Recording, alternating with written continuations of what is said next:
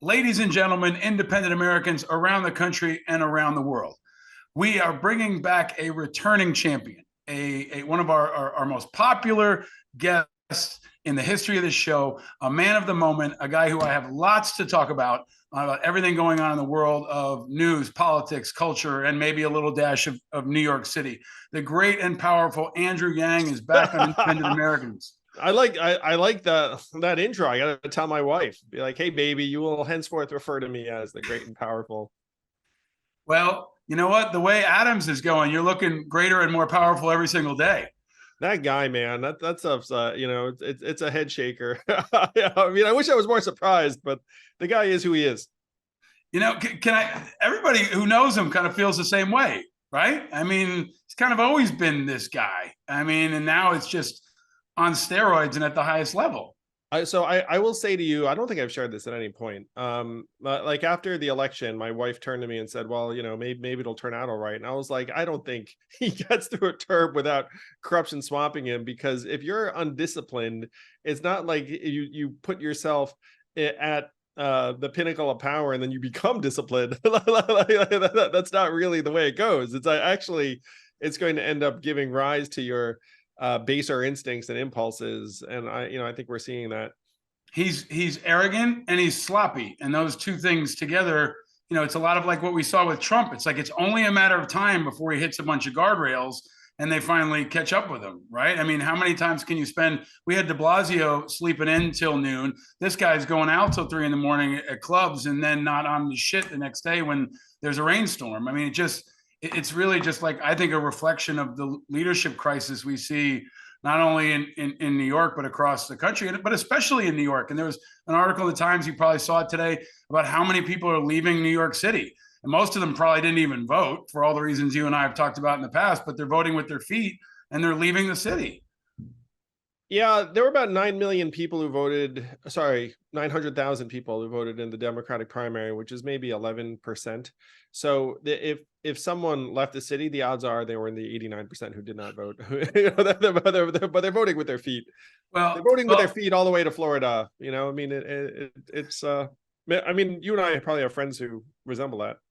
Yeah, I mean, I mean, every week I feel like I meet a new family. It's in my friend group that's like, we're out. We're going to Jersey. We're going to Connecticut. We're going upstate. We're going somewhere else. It's more affordable, where childcare isn't as high, where it doesn't feel like the crime is getting worse, and there's construction and quality of life issues everywhere. Dude, I cannot believe that he cut the cop classes. I thought that was fucking madness. I just told my kids this morning, and I love talking to you about anything, right? And this is why I love having you back, and I hope you'll come back again. I was telling my kids this morning, I said, he's cutting firefighters. And my son looked at me and goes, why? That's so stupid. And I said, you know what else they're cutting?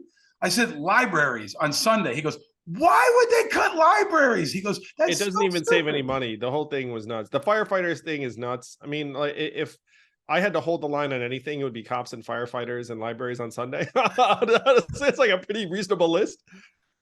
Yeah, well, all right. A lot I want to get into with you, and I always ask every guest, and Andrew, I can't not ask you, where are you and how are you? I am in New York City at present. I am good. That it feels like the end of the year is racing toward us. So I've got end of year stuff. There's a Forward Party online rally December 18th that anyone who wants to can go. So we're starting to do some programming and prep for that. And because I run and represent a number of orgs, like there's a lot of asking this time of year. So the people that are out there, you might live this too, Paul, but you're probably getting asks, and I both get and receive, or yeah. I'm both asking and getting asked. Yeah, I mean, when I ran IAVA, I think something like 45% of our revenue came in December and November. And it's just like a really heavy workload, especially for folks who work in nonprofit and politics, because you have these fiscal deadlines, and it's also it is the season of giving, where people want the tax write-off, they want to give, they feel generous. And I think it's a really important reminder that not just our cops and firefighters, but a lot of people who do good in the world are working pretty hard this time of year, and it's not exactly smooth sailing for them, or for anybody, which is something I kind of want to ask you about, Andrew. And I didn't plan this, but a lot of parents, I think, are under real stress right now, right? I mean, it's been a long couple of years coming out of COVID. There's financial stress, there's political unrest, there's hate crimes happening, all across this country.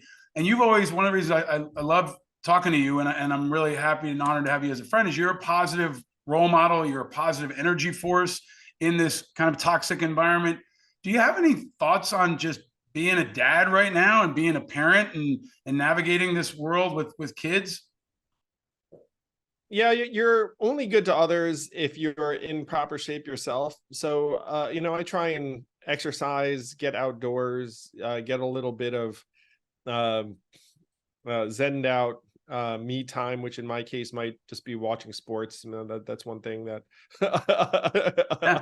I'll be like, I'm just gonna fucking watch this in-season tournament game or whatever the heck. And when I do those things, it's interesting is that I realize watching sports that there's something just so highly functional about these athletes performing, and then even being exposed to it, I think ends up making you feel like, okay, I should man up, do whatever. So those are some of the things I do for myself. I think that's really true. I've been watching a lot of sports lately, and I think it's a good escape, but it's also been an amazing time for sports, right? It's like such a terrible time for politics, and contrasted with this amazing time in sports. And I did plan for. We got to talk about the Knicks. I mean, you and I are both, big basketball fans. The Knicks are really good. Like tonight, as we record this, they're playing the Bucks in a huge matchup. This team is really good, right? They may not be great, but they're maybe the most competitive team, the winningest team we've had in a while. They remind me a little bit of the Nets before the Nets went into the superstar era. You remember that there was like a Yeah. quality, scrappy playoff team that was likable, and then they traded in the chips for KD and Kyrie, and then eventually Harden. So this Knicks team is interesting. Is that you kind of are waiting for the shoe to drop, and they are becoming more and more appealing for stars. And when they didn't trade for Donovan Mitchell, I thought like, that was a missed opportunity. Now might have been wise, honestly. Like you look at it, so you have to see who they end up with. But they're going to be right there for whichever major star is on the move. Some of the names you hear out there, I think one of the more realistic one might be something like a Karl Anthony Towns, but the Timberwolves are kicking so much ass that, they're not going anywhere for at least this year. Yeah, and I think it's fun because they keep getting better, right? Like Brunson's on another level. Robinson took a huge step up. RJ Barrett's finally like realizing his potential. DiVincenzo and this whole Villanova thing. I mean, they're really fun to watch, and they keep getting better, which is also, I think, giving me a bit of hope at a time when it feels like so many things are getting worse. They're like the Nets of that era, where it's like you can sense there's a positive culture. Josh Hart's a big part of that. Yeah. Thibodeau, and then they also have this old school nickery to them because Thibodeau was freaking Van Gundy's assistant and all that jazz. Yeah. Well, see, this is if you've never had a sports show, you should just have a sports show. Have you ever done the Manning Cast? You'd be a great guest for the Manning Cast. And I just found out Kevin Hart's going to be doing his version of the Manning Cast during the NBA tournament. So, dude, this, for whatever reason, I'm becoming more and more of an NFL fan as we maybe get a little bit older. And this has been a weird season for certainly the the New York teams. I mean, holy crap! I don't know if you saw that the Jets cut Tim Boyle today, and then Zach Wilson's like, I'm not sure I want to actually start again. And part of it's like on a human level, you're like, yeah, but on the other level, it's like, come on, man, you got to fucking grab that ball. I mean, there are only so many freaking opportunities in life or in the NFL. So if someone says you're going to start, you'd be like, all right, I'm back, instead of being like, yeah, I don't know if I'm into that. Even though human nature, I kind of get it, but come on, you gotta do it. Yeah, I mean, the NFL keeps delivering on drama, right? I mean, even last night's game with Jacksonville and Cincinnati, and Trevor Lawrence getting hurt. I mean, I feel bad for all these dudes getting hurt. That's one thing. Like, you can't even keep track. There was like some joke ad where it's like, who's the starting quarterback on this team this week? And it's like, I have no idea, because so many of the dudes who got hurt. And it's the opposite of politics, where you could be on a ventilator and still in the Senate, right? I mean, so maybe let's shift over there and ask you. I want to get into Dean Phillips. I want to get your thoughts on the whole landscape. But let's talk forward, because you were here a little over a year ago. Forward has come a long way. Give us the update for folks who aren't watching it closely, or maybe it's not on the radar. How do you evaluate where you are now at this point, coming into the end of the year for Forward and all that you're trying to build and you shared with us last time you were on the show?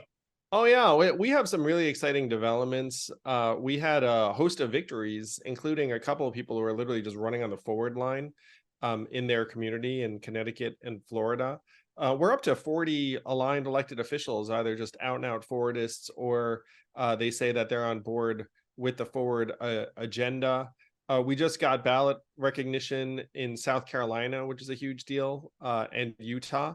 So the movement's growing all over the map, and our goal is to support hundreds of local candidates in 24.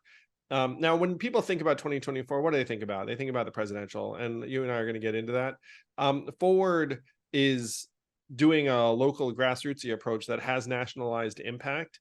What we're going to do is we're going to support local reasonable candidates in Nevada, Arizona, Georgia, Wisconsin, Pennsylvania, because your vote's not going to matter. My vote's not going to matter. That this election is going to get decided by 1 to 200,000 voters in 6 states. And so Forward is going to be boosting the turnout of sane, moderate voters behind sane, moderate candidates in those swing states in 24. But mostly Democrats. And are there any independents specifically, like relevant to this audience in particular? And in Arizona, there's a congressional candidate, Clint Smith, who's running as an independent against Andy Biggs, who's a MAGA guy.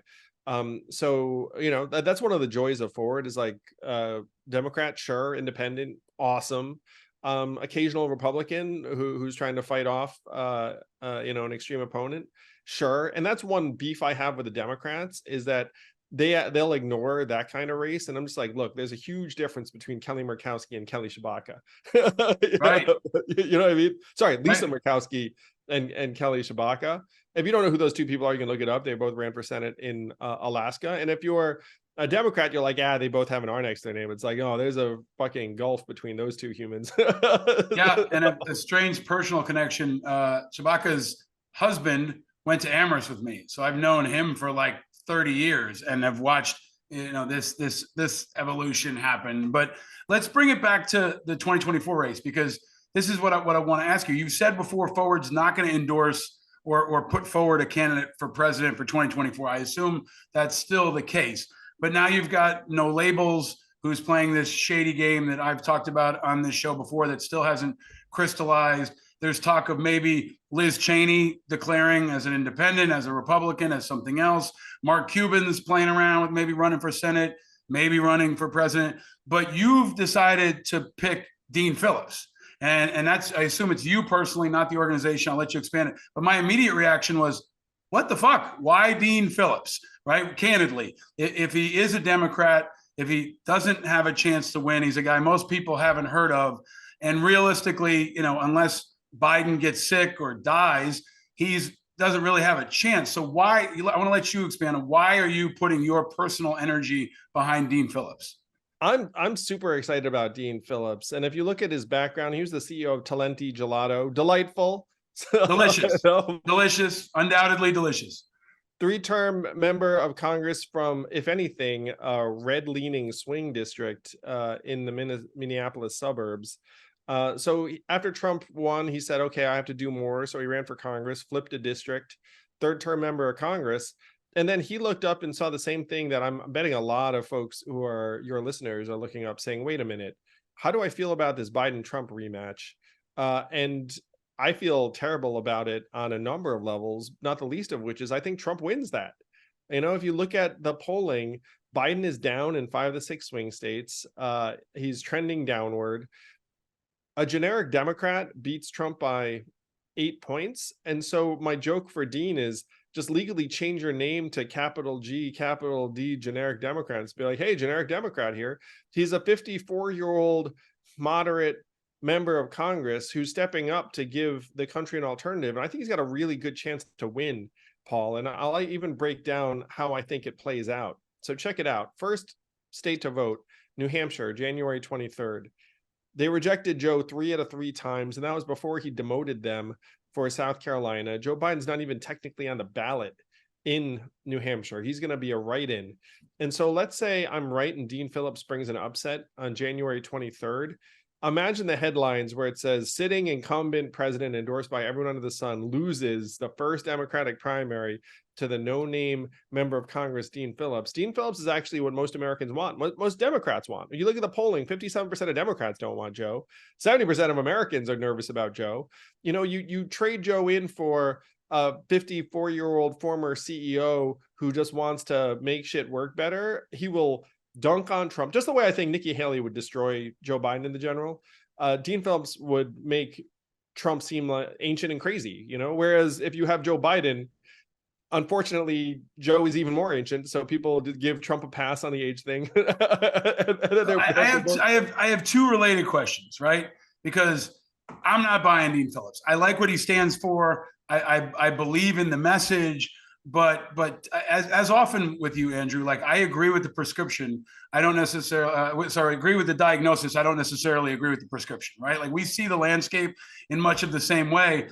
But I don't think that Dean Phillips is going to capture any attention, any energy. And even if something were to happen to Biden, which maybe would be the most compelling argument is, okay, generic Democrat, because he literally is like generic Democrat. Like that's his level of recognizability in America at this point. If something were to happen to Biden, there's like 25 people that are going to jump past Dean Phillips in the Democratic Party. And I don't think that all of a sudden the party is going to be reasonable and moderate and just fold in behind Dean Phillips. So I just don't see it. And then I ask you, as a guy who's trying to build something different, are you not on some level supporting the status quo by even supporting a Democrat? I would wonder why you wouldn't either sit it out completely or say I'm picking, you know, Liz Cheney, or even, I don't know, someone who's an independent like a Cornel West, someone who is going to, by nature of their candidacy, blow up both parties and not just one. All right, I'd love to dig into this. So check it out. We get a couple of shots on goal in this process. You know, right now we're in the nomination zone. So if I were to say, hey, I'm more pro Nikki Haley than Donald Trump, which I am. And so if I were to donate to Nikki Haley or like push for Nikki Haley, and then she loses to Trump, then we're staring at the general. So right now we're at a point where you can influence maybe the party's nomination processes, and we should be trying to upgrade on the Trump versus Biden matchup in any way we can. So if someone's listening to this and is trying to help Nikki Haley, I'm like, yeah, let's do it. And I'm going to put Dean Phillips in the same category. What do you think the odds of Nikki Haley upsetting Donald Trump are? I mean, Dean Phillips's odds of upsetting Joe Biden are at least as high, in part because there's a 10% chance Joe Biden literally expires like during this time frame. So you're starting at 10%. But if that happens, happens, you got Buttigieg, you got Kamala Harris, you got potentially Bernie Sanders, you've got Pritzker, you've got maybe Wes Moore. How does Dean Phillips stack up in that very crowded environment where then everybody comes in? Well, he would have a number of massive virtues. Number one, he'd actually be on the ballot in a lot of these states, and some of these other candidates would be Johnny-come-latelys. Number two, he's the only person who actually stepped up to do it at some personal risk. You know, he's already given up his congressional seat. These other careerists and conformists and check the wind types will be like, oh, now that Joe's out, like I'm here. You know, like Dean would be like, where were you X months ago when it actually meant something and you actually had to put your ass on the line? So, and you'll appreciate this, but Dean's father died in a helicopter crash in the Vietnam War. And yeah. Dean visited his grave last year and came back and was like, okay, like, what am I doing? You know, am I here in DC to try and climb the ladder? Am I going to do what I think is right for the country? And what he's doing right now is, to me, a massive opportunity for us. And the great thing, Paul, is like, let's say you're right and Dean, you know, doesn't win the Democratic nomination, then we can just turn to other candidates in the general if that is the plan. But can I ask you about that point though? If he doesn't win the nomination and he declares as an independent, like that's something that I think appeals to more people, because he's kind of like generic Democrat, but also with all the downside of being a Democrat in places like Pennsylvania and Ohio, right? He's already said that he's just going to turn around and back whoever the Democratic nominee is. Yeah, that's why, frankly, that's why, like, I'm not, that's why I think a lot of independents like me are not really feeling it. It's like, No, but he's our stealth independent, and this is what I mean. Check it out. So he's already said, look, if I get in there, it's going to be a nonpartisan, bipartisan cabinet. I'm just going to bring in whomever, and that yeah, was before the Democratic Party has been shivving him every single day, which they have been. So imagine a guy who's the only member of Congress who refuses to dial for dollars, whose jam is trying to repair America, and then he gets in there.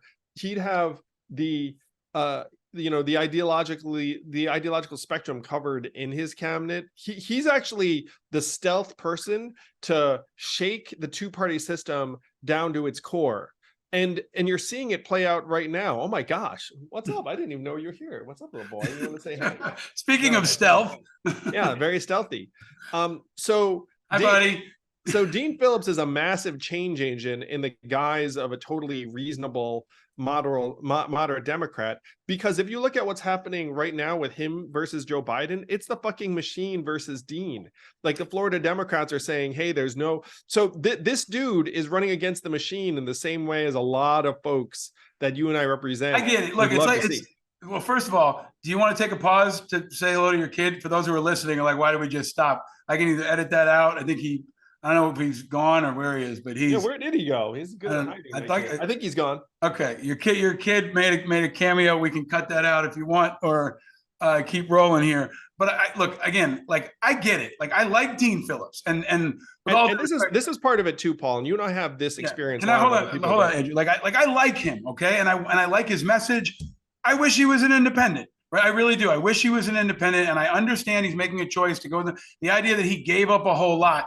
Look, most of the country never heard of Dean Phillips, and they're going to hear a lot more about him over the course of next year. In the same way, you have emerged to be a voice for so many. So I think I'm hoping Dean Phillips is around for a long time, but I don't think the Democratic Party is a place that I want to be associated with. And I think a lot of other people, especially in the last couple of months, are pushing back, not just on Biden, but on the Democratic Party because of the liberals in relation to Israel, because of so many other factors. So if I'm playing the long game, like I would love to see Dean Phillips in the Senate as an independent, or even you could make an argument running as a third party alternative who's sane relative to Kennedy and Cornel West and the others that are kind of typically wacky for independents, which I would like to see a serious independent candidate, someone who's reasonable and who's experienced and who's thoughtful and not just self-promotional, right? He's not Vivek or something like that. He is a reasonable guy.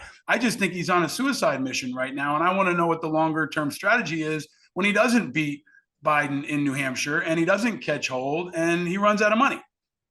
Well, the fun thing is he's rich, so he's starting off with some money. But what I was going to say is that you and I have an advantage, Paul, that sometimes we know these people as human beings. So I met Dean last year. He's a member of Congress. He was speaking at an event for campaign finance reform, and he talked about how DC is even worse than he thought it was going to be, and it's contemptible the way that his colleagues just have to scurry away to dollar for dollars in their cubicles all the time. And I heard this and I was like, oh, I like this guy.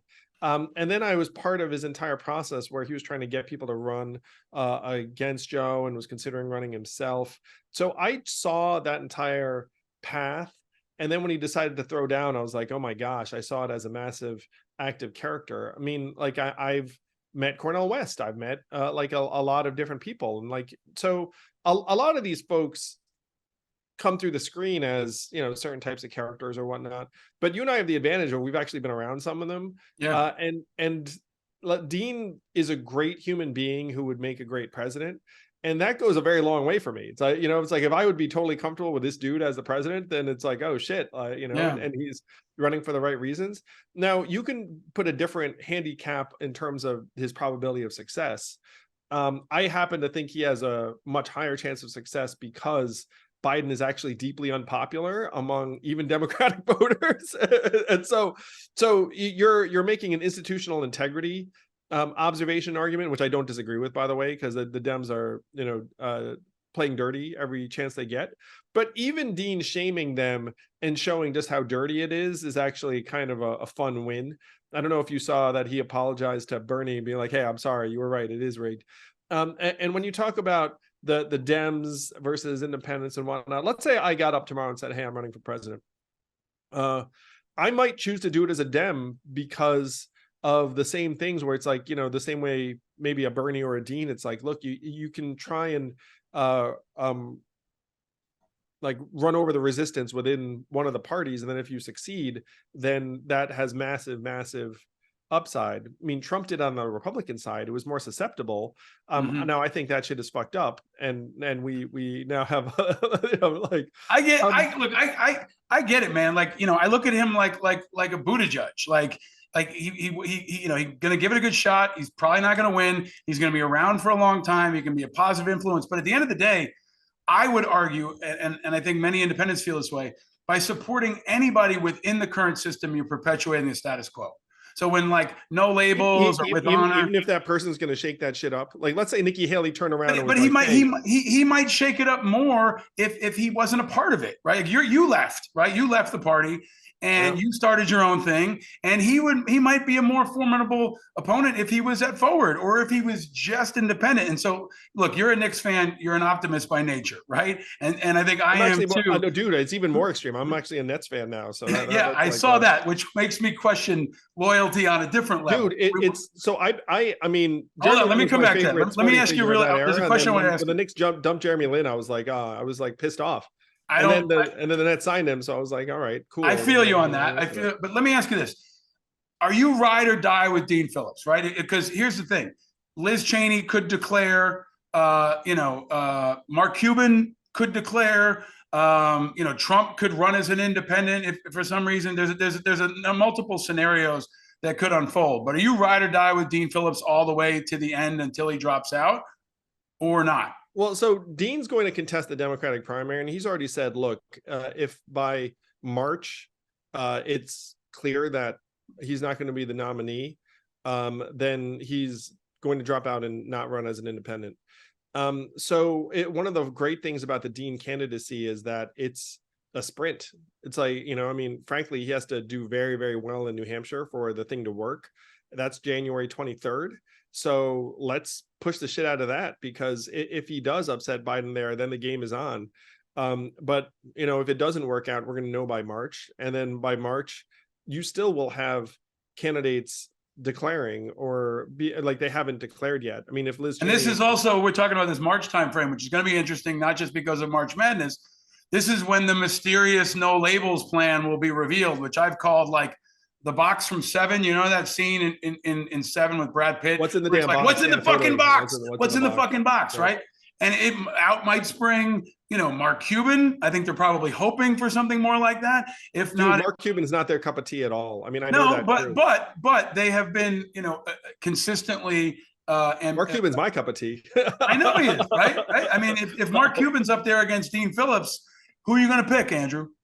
Well, the fun thing is that if Dean's the Democratic nominee in the way that you describe, then Mark. But he's not. Like let's run this through. He's not. Okay, he loses to Biden. Biden's got the nomination. Now it's all starting to sort out. We got Trump and Biden. It's looking more inevitable. No Labels is considering popping out somebody, and maybe they do, and it's Joe Manchin or Kirsten Sinema or John Huntsman. And then there's a chance for maybe a Dean to jump in, which is kind of a two-part question. I want to ask you, like, at that point, should all independents drop out so they're not spoilers? Because I've been one of many saying I support independents at the local level. I want to see open primaries and ranked choice voting and change of the system. But I don't want independents continuing to give us a bad name. And I do believe that most of the current independent candidates will take votes away from Biden. And I ultimately want to stop Trump too. And I hope they all drop out. Now, I don't know where you are in that camp, but that's a two-part question I would love to hear your thoughts on. Yeah, man, I'm an anyone but Trump guy, and I'm a numbers guy. So people ask me like, hey, are you considering running? And if I were to run, I would increase the chances of Trump winning. So I would not do that, and I would not run.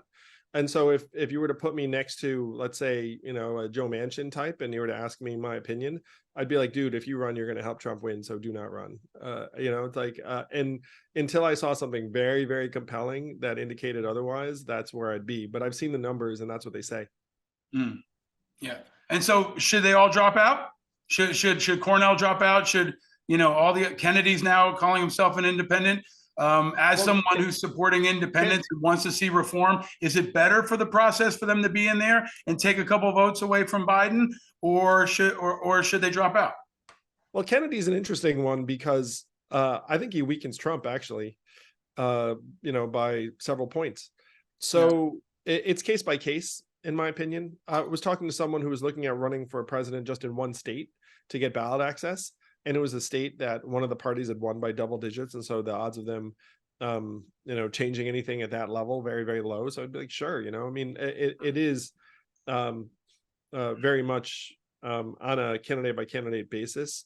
For me personally, like I think I would increase the chance of Trump winning, so I wouldn't do it. I do think Joe Manchin is in that boat.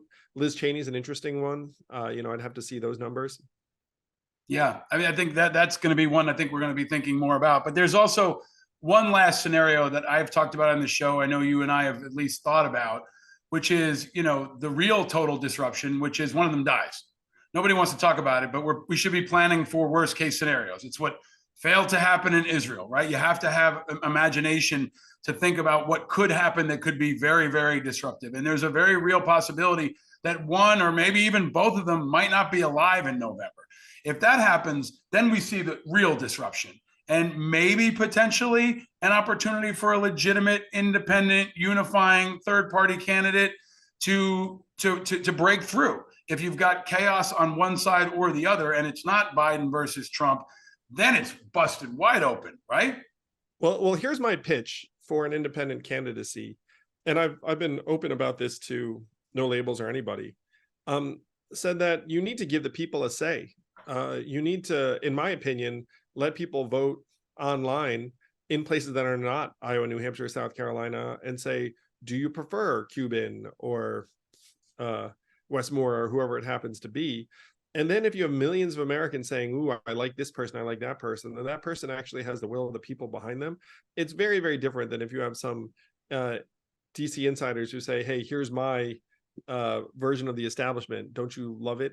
If you do this, my version of the establishment, you're going to cap your ceiling well below the 38% you're going to need to actually win.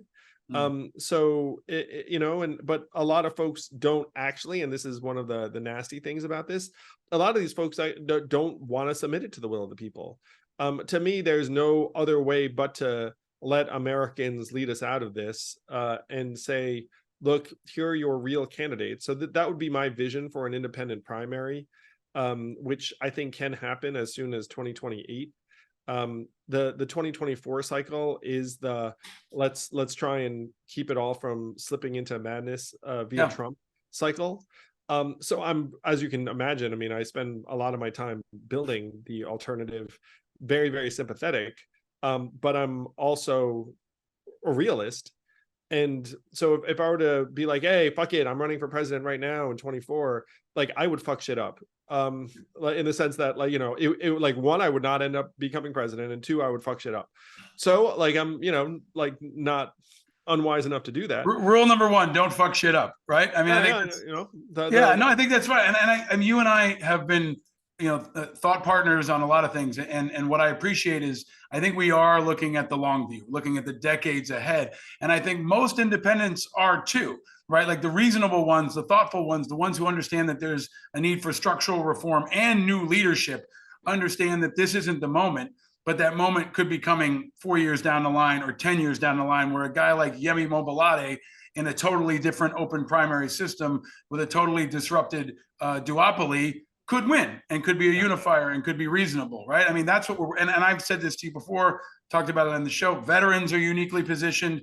Yep. Celebrities are uniquely positioned. Athletes like Rocky Blyer and others are uniquely positioned. So I hope that there's this wave of new leadership coming in the years to come, complemented by that structural reform that you and others have been working so hard on.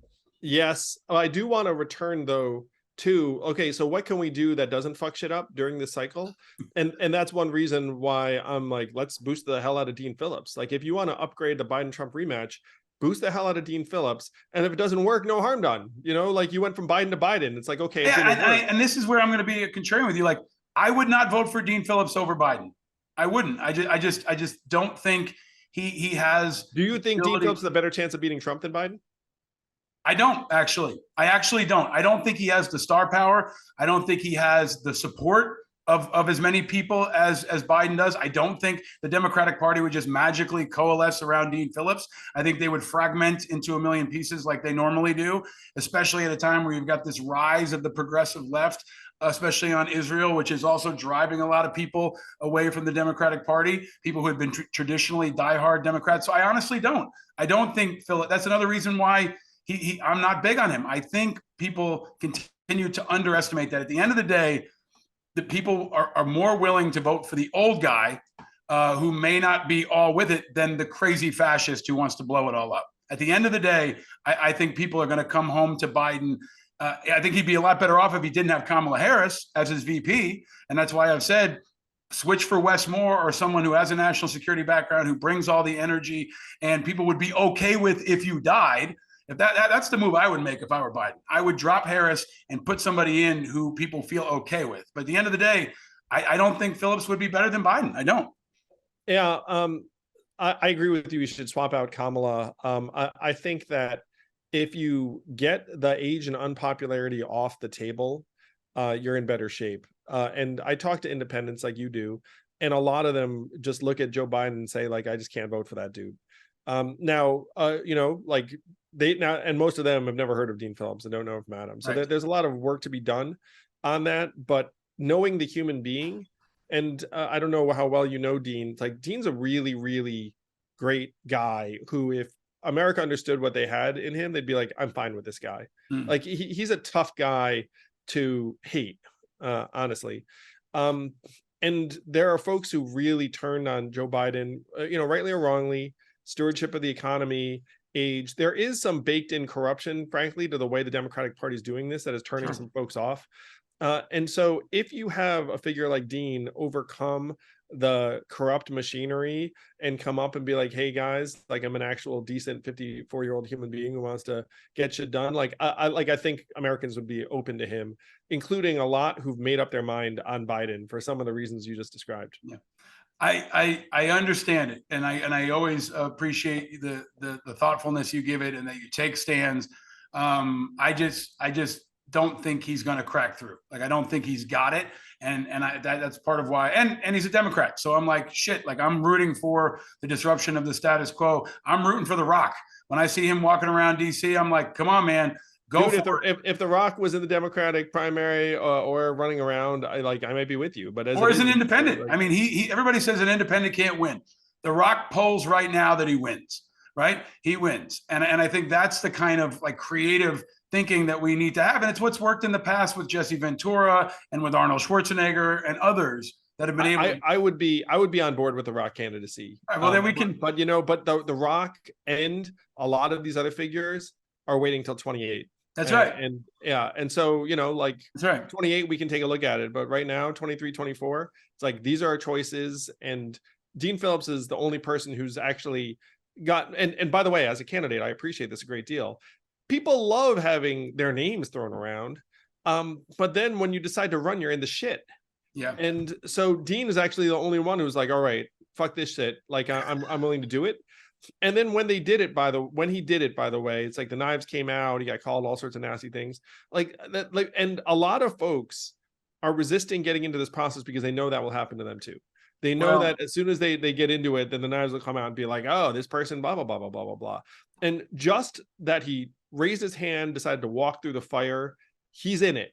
Like these other people, including a lot of people you and I discussed and talked about, have not made that choice. I think that's important, and you're right. And look, in the meantime, I hope he comes on the show. I put an invite out to Steve Schmidt. I put it out publicly. I hope Dean Phillips will come on the show and join me. Andrew, maybe you can help make that happen. But in the meantime, I hope that you can be prepared to run for mayor again in case Adams goes down.